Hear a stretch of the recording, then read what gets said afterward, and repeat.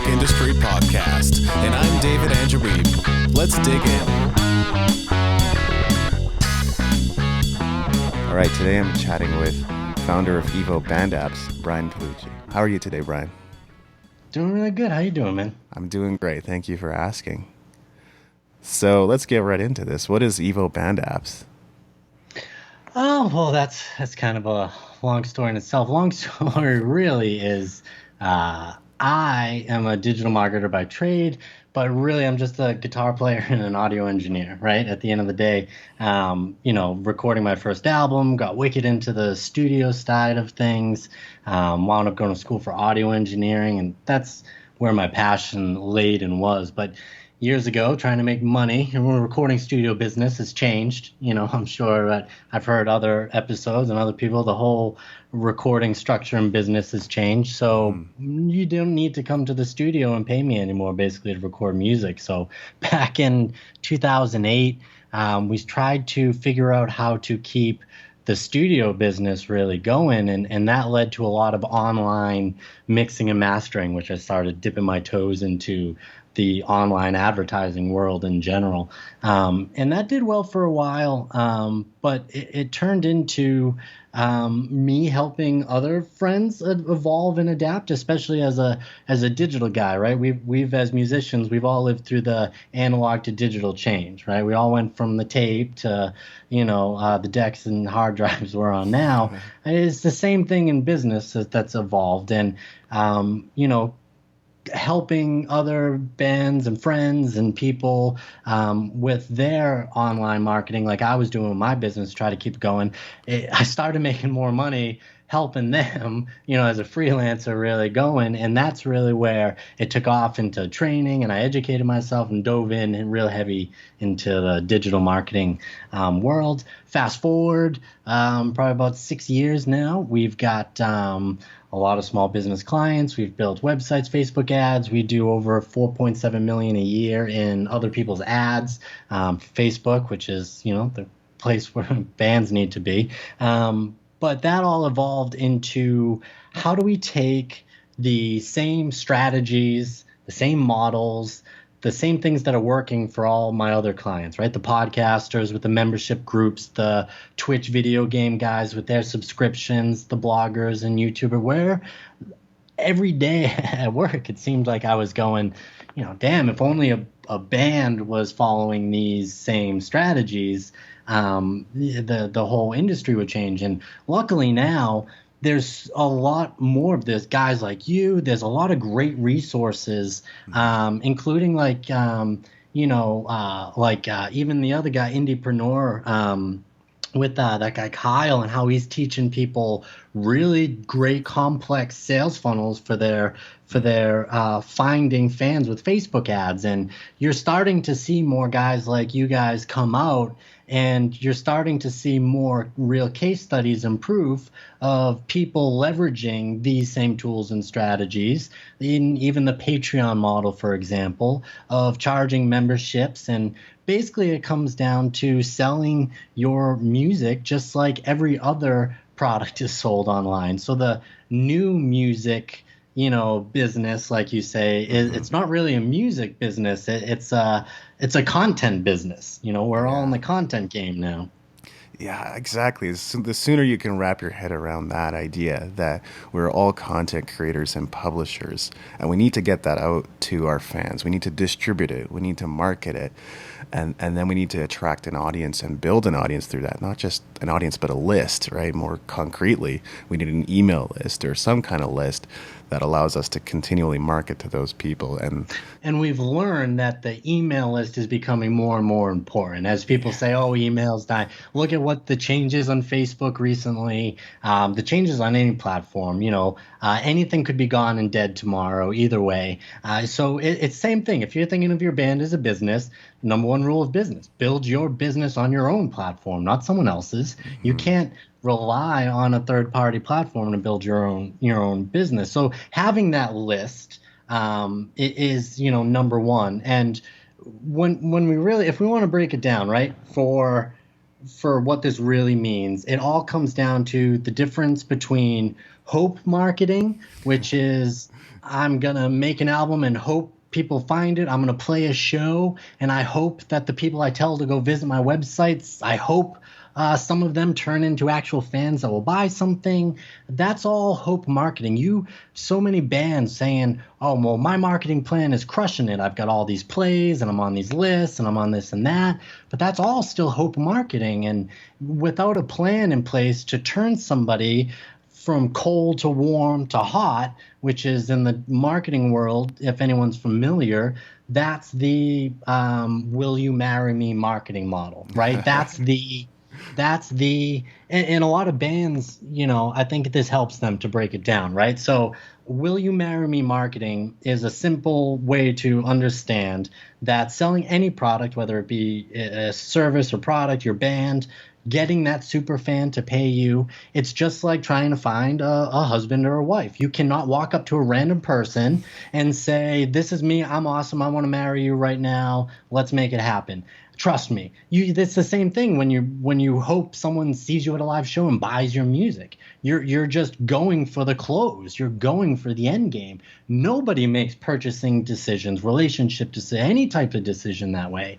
So you need, as a band, as an artist, the same type of sales funnel, marketing funnel, call it what you want, but the process to move them between the cold audience, who are people who have no idea who you are and you're going to engage with them for the first time, your warm audience, you're going to talk to her different after you introduce yourself, right? Let's go from that, from cold, hi, this is my name, this is us, here's a peek.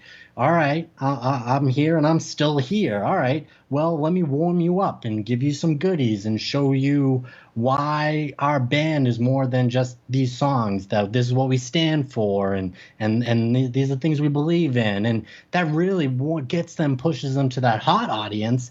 Then she's ready for the close. Then you can go in and say, so the same idea works with bands as it does any other product. And it's understanding that so much hustle that so many great independent musicians put in, and it drives me crazy when I look at the guys who are really hustling to connect, engage with their fans, and on the back end, they don't have a lead magnet or that tripwire product to turn them in. And I know you've gone over a lot of this in your books and a lot of your stuff, but it's break it down fundamentally. I think those are the barriers to understand the difference between hope marketing, to understand what the basic sales funnel, what your plan is, what is your strategy to move that person between cold to warm to hot. And then if you can get that empowers everybody on the band, like everyone in my office, on the same goal. We have a team, there's a goal, we need to introduce ourselves to these cold people, warm them up, turn them into buying, paying fans, and ultimately the real game is the monthly recurring revenue, right? That's the ultimate game for anyone, and it happens way more than people really think, I think. And by the way, I did meet a girl once who wanted to be married, and it didn't really seem to be matter to who. And she would post these articles on Facebook and then send them to me, and I would go, that's really weird. These articles would talk about love at first sight and people who got married upon first meeting each other and things like that. And or how arranged marriages really work. Yeah. As the story goes, like, I did eventually ask this girl to go to lunch with me, not because I was thinking, I hope she marries me. That's not the thought process at all. I just let's try to put an end to this one way or another. And she said no. Can you believe that? Burn. Yeah, it's crazy. Well, people have their own interpretations of what a meaningful relationship is. Either way, when they push through, just like that guy. There was a recent viral video of that guy that was being kind of a dick, and he posted this Facebook Live video like, "Look, if you want to go out with me, let's just do it. If you don't think it's on, then screw you, go away."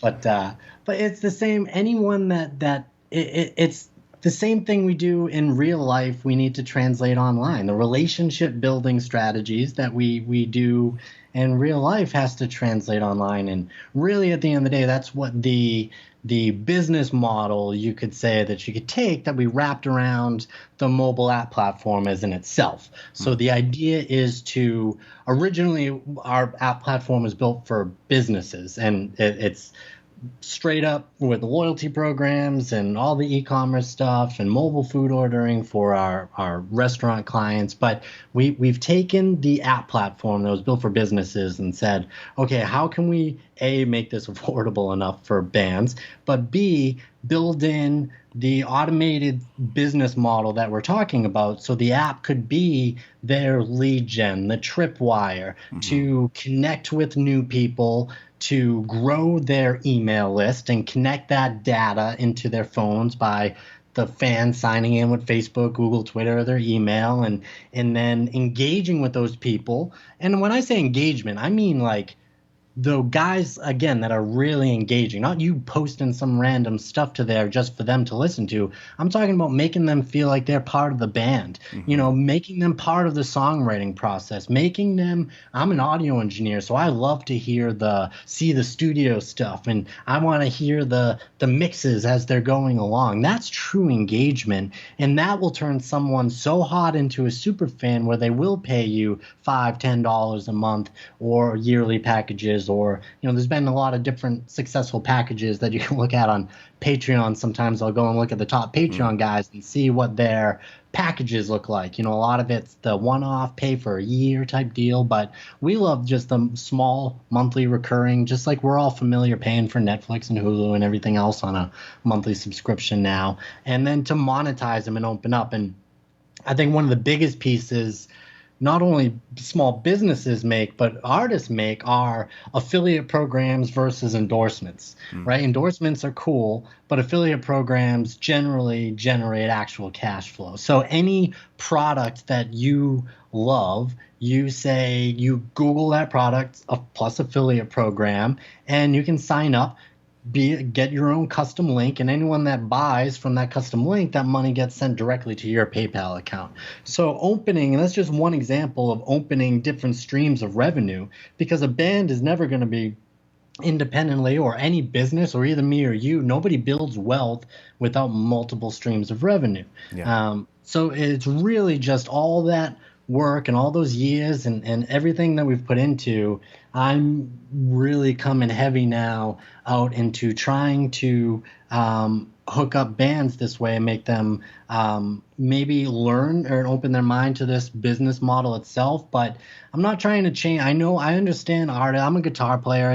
I understand not a lot of people get excited about business like I do, or maybe you do.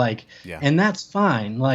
I watch the profits on my DVR, right? Like recorded. Like those are, if you're not, that's fine if you're not that person, but I want to empower them with the plan, the tools, and the business model to keep doing exactly what they're doing, right? They put my recording studio basically out of business because you can make content now cheap and quick, and it doesn't have to be perfect albums away. You can engage and make content for your fans on a whole nother level that people just need to have one real system, one real strategy, and one tool to do it. So that's why we're doing what we're doing, man. I mean, I'm a huge believer in the recurring business model, and that's something I'm working on with my business as well. I should have some coaching options launched here soon, but it's not a complicated business model. Like you said, it's like subscribing to Netflix and paying every month to be able to see your favorite TV shows and movies and things like that. But when musicians are first getting started in their career, they probably aren't thinking too much about, I should set up a subscription program.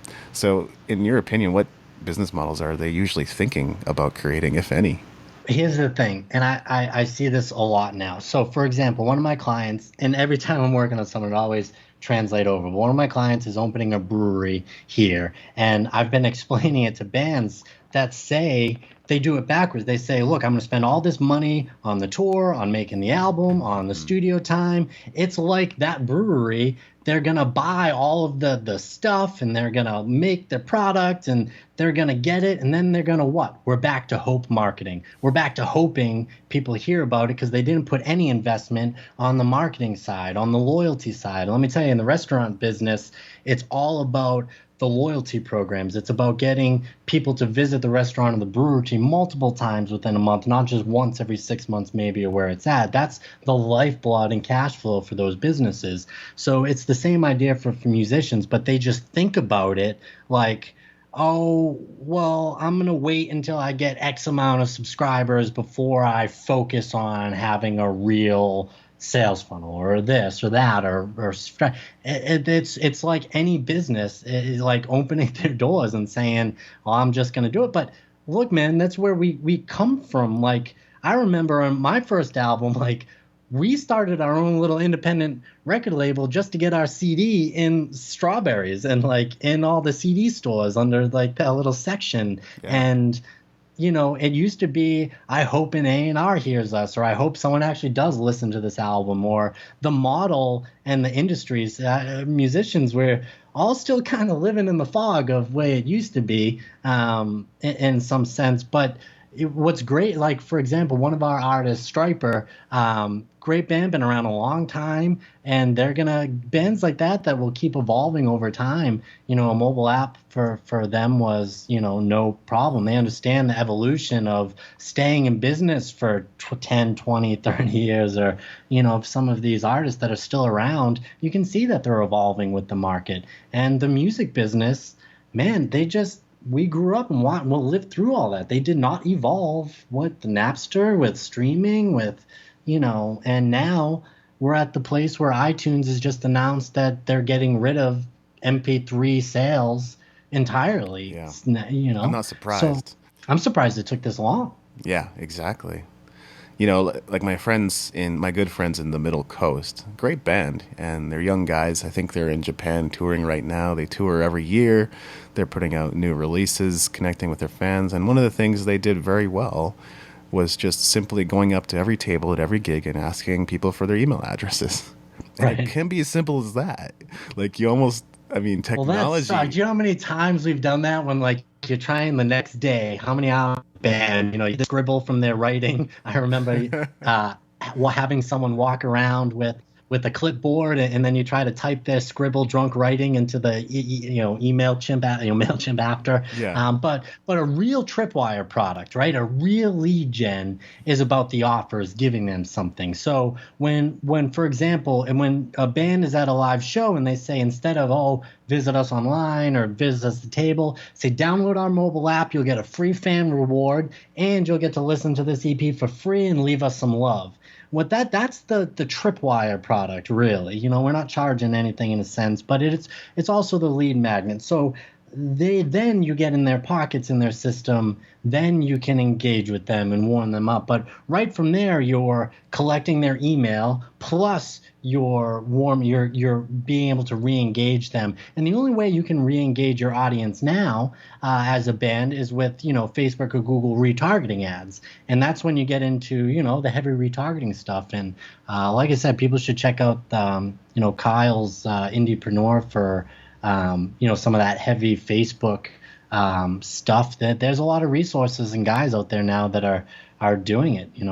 Yeah, exactly. I mean, it's amazing to learn that type of stuff, and I should potentially even have them on my podcast. My methodology tends to be Occam's razor, right? If it's the simplest solution is often the best solution. Adding call to actions to your emails. Sometimes it's as simple as that. I saw my book sales rise just because I added call to actions in every email. I was amazed, but it's something that I learned from my coach, James Shranko, who was on episode 86 of the podcast. It's little tweaks like that make all the difference. And like you say, automating this. is even more powerful. Yeah, it's one thing to get emails from your fans at your shows, but if you can just get a bunch of content sent out to them without any effort and then have them engaging with you and looking at what else you have to offer, that's powerful. Especially with, like direct push notifications. Text messages get read, 99.8% of the time or something. And I was always curious about what happened to the other 0.2% of those people. Some bad shit happened to them. But, text messages get opened, and even if someone doesn't accept push notifications on their phone, you can still send the message. You get the little red dot. But you're right. It's about engaging with them, but also automating it, as much as it is. And these same rules apply for any business. A lot of the businesses we first start working with, as much as we can automate, the more we can automate equals more margin for that process and that time for that product. So, the automation is key. Setting up as a model is key. The problem is it does take a shit ton of time, money, and investment to set up a complete website with the WooCommerce set up the right way to ship and sell your stuff with all the different tax rates for each of the states and counties, especially if you want to sell to Canada and overseas. And it becomes a lot. And again, if that's not your game, your passion is, business, it's totally, I can see where that is, which is why we developed, we know that this can move over. We developed these, again, for businesses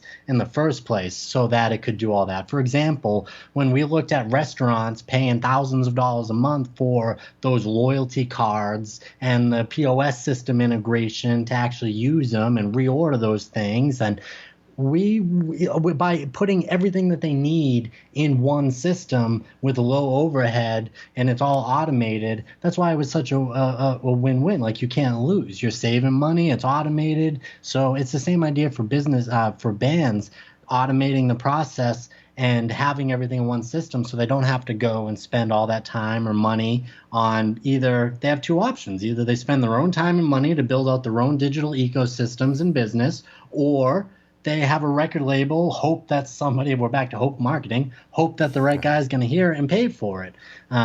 So those struggles, that's what I'm happy to wipe away, try to knock right out the gate with just a mobile app as their standard platform, That's incredible. It's just awesome to have technology like that. And let's get a little more granular now. I think musicians are hearing this and going, okay, I can build a recurring monthly subscription, model with my music and engage more fans and make a more consistent income, which is good. But what monetization opportunities are musicians typically missing out on? Well, the first one, like we touched a little bit, was the affiliate programs right off the bat.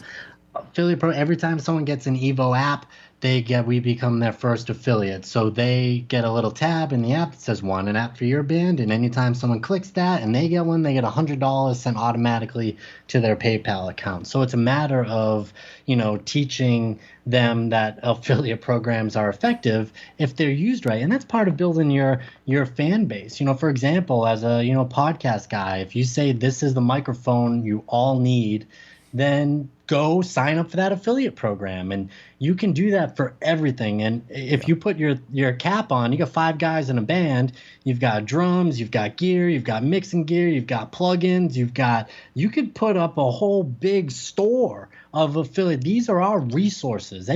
Just like any entrepreneur's website you go to, like, we've got resources tabs with affiliate links. Everybody does.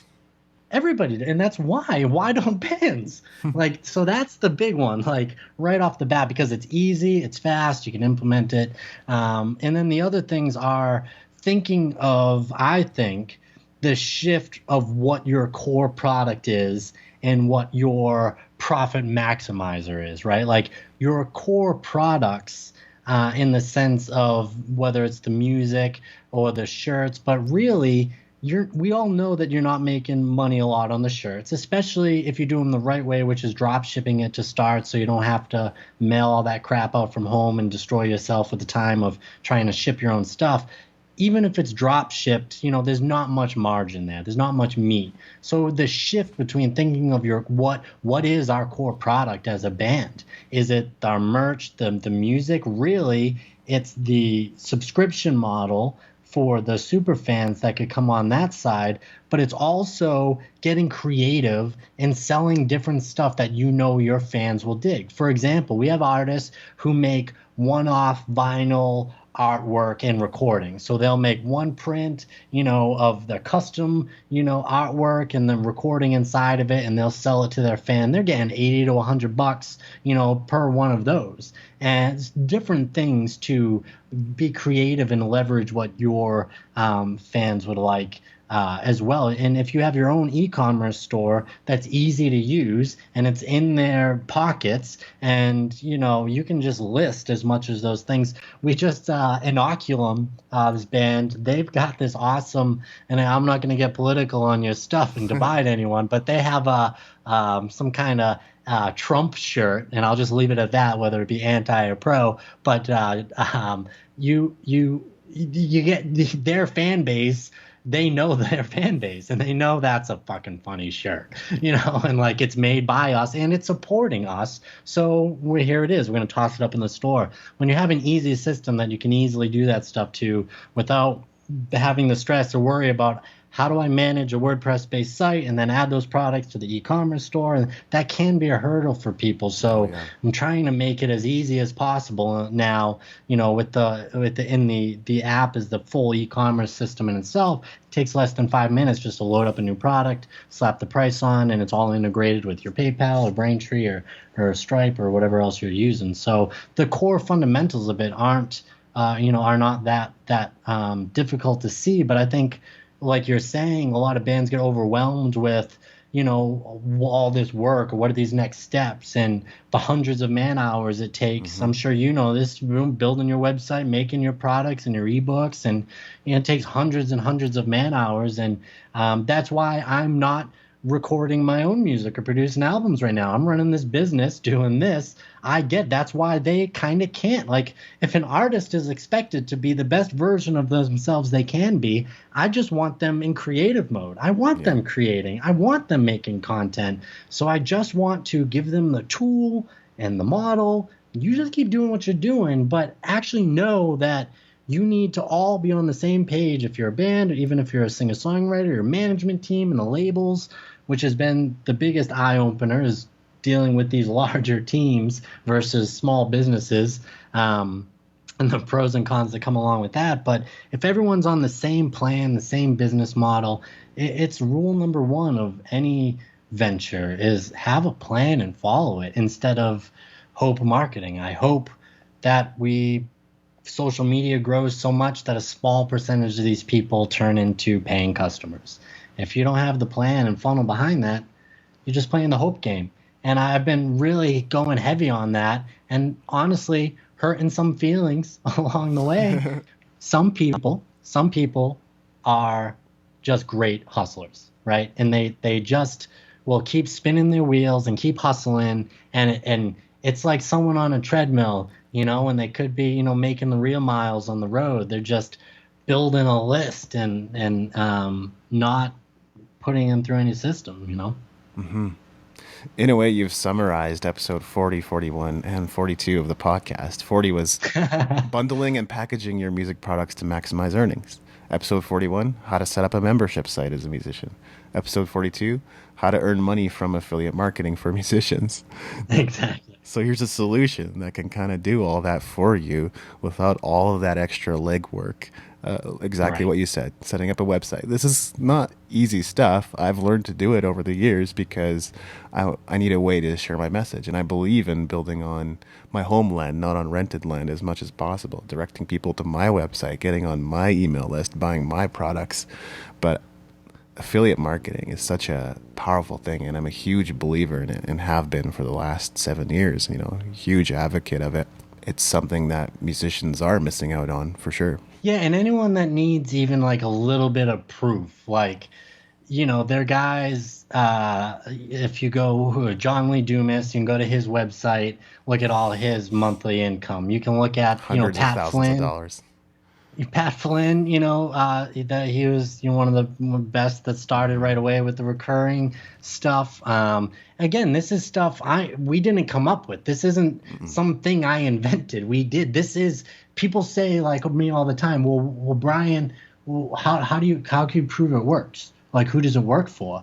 I'm like, it works for thousands of people every single day that neither you or I know who they are, because neither you nor I are their target market there. But I know the people that I am subscribed to and the Patreon people that I do support. I do have my niche. And if I really broke it down, there's probably a good 40, 50, 60. I probably shouldn't do the math of how many small payments I make a month to different groups or different support or here and there. And, it adds up, but it's not anything that's not proven. It's a complete proven business model that I think the hurdles that we've been talking about between the web stuff and just all of it, even the hurdle of some people, the drain of installing WordPress even on their own, and then it messes up, and then they got to call GoDaddy to figure out why they can't get back in now. Or there are little hurdles that can take up a lot for anyone.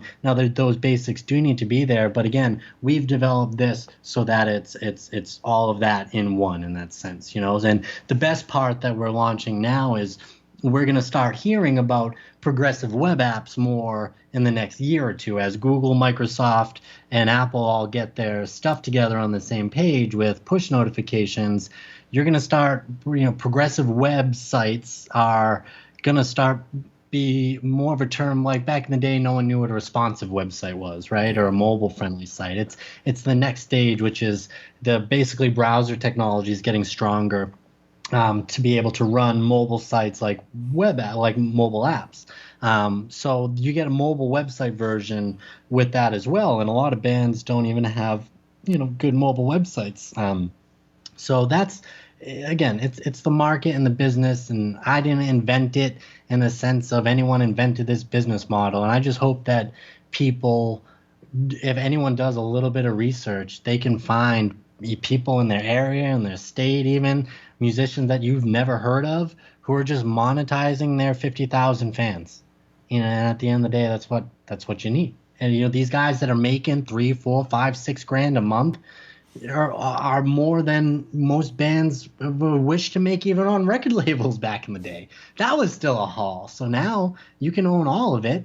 And the core fundamentals, right? Like TuneCore, having your distribution set up, being registered with ASCAP or BMI to track those streams. And there's some basic things to set up, and there's plenty of resources, guys like you that are teaching people different fundamentals and strategies on how to do that stuff. All you have to do is Google that, and that's super easy. Type in some emails, type in your stuff, get it going. There's other people that teach that. I just build the tools to, do it. Yeah, that's awesome. I mean, that is one of the things that is sort of a mental gap for a lot of musicians is, well, I'm a musician. I like to create. I like to focus on the creative side. I would like to not spend so much time on the business side. In an ideal world, how can I accomplish that? And I mean, there's always been tools. There have always been different ways of accomplishing that, such as by hiring a team. But then the excuses come, right? Well, I don't have the money, or I don't have the time to overlook. Like as a manager, it's like you don't need to micromanage your people, especially Right. if they're qualified people. But I get where they're coming. Well, you know what you said? I think you said it once. I think, correct me if I'm wrong, but I think you've said, a band can find a way to get that money for the printing the CDs, money for the studio time or money for the van or the traveling. And then when it comes to the actual marketing or making the investment on the other side, they're just totally not with, because again, I think it's that mental barrier of, well, does it work or what doesn't work? And to us, it's in our world, in our bubble, we see that. So I just hope people poke into other bubbles that they're not in right now. Go poke your head in the recurring passive income side of Hmm. podcasts or books or business teachings and start to get like, oh, mentally, I think once they see other people that it's actually working, I think some of those fears can go away and they'll get excited about doing it. The only thing that they're going to get is a bunch of retargeting ads for a bunch of really expensive stuff to do that for you, which, most of it is, unreliable in a sense, but that's why you have to build it, like you're saying, on your own platform. You were the one that said that, right? I just kept talking. Exactly. I was basically sharing with you the fact that if you want to sell to musicians, it's about helping them understand or demonstrating that it's absolutely essential to them. And that's sort of, Right. I'm giving away a bit of secret sauce here, but that is what you Right. want to do. Because musicians will Exactly. look at investing in their CDs as an absolute essential. They will look at distribution as an absolute essential. So if you can show why your product is the same in their ecosystem, then they will buy it for sure. Well, I think, then I should sell a shit ton of apps because it's like a business opening up without doing any marketing. They're going to be out of business. It's essential. So, and the best part is, as an artist, like you're saying, not only do we want to create, they create, we create, but we love engaging with our fans and our people as it is. I even remember being younger, writing the only stamps and letters I've ever sent in my entire life were to like musicians and bands that I loved. Like I remember looking in Guitar Player magazines and finding, articles on guys in there and finding their actual address and sending them a letter and connecting. Like I think, digitally now it's easier, but you don't have to change anything you're doing in a sense. It's just a matter of doing it with a model, with a plan, and with a purpose. What's the model, what's the plan, and what's our purpose? So it can all be just done that way, but if you have the tools set up, and that's how it runs. You just need the tools for the job. That's great. Well, you've made my job as an interviewer very easy because you just kept on talking, and that's perfect. Is there anything else I should have asked or anything else you'd like to talk in closing? No, man, I just like chatting with you. It's good, get some insight on that. I hope you're, anyone that listens. I know, like I said, I've listened to you and some of the other stuff, but I hope people are really diving into other people's bubbles. Get out of our bubble a little bit. Go somewhere. Search some Google terms about what is monthly recurring revenue and how can it work for bands. Just start diving out there into some stuff. And once you see other people and you see a pattern of other content creators making a good living and you would never know who they are. I am amazed by every day the different people in groups and super fan groups that I've never heard of, and they're getting apps and stuff now, and it's exciting. It makes me excited to see, because really at the end of the day, I just want to be in the studio engineering and mixing music, and I want to have do that as well. And I'm just like you are. We're building our stuff on monthly recurring revenue, what we love, and that's all bands need to do too. So yeah, man, I could talk about this stuff all day. That's why that's what we do. So anytime, brother. Yeah, great closing thoughts. Thanks so much for your time and your generosity, Brian. No problem, man. You have a good one. You too. Thanks for listening. Make sure to go to musicentrepreneur.hq.com for show notes and other goodies, and leave us a review in iTunes to help us spread the word.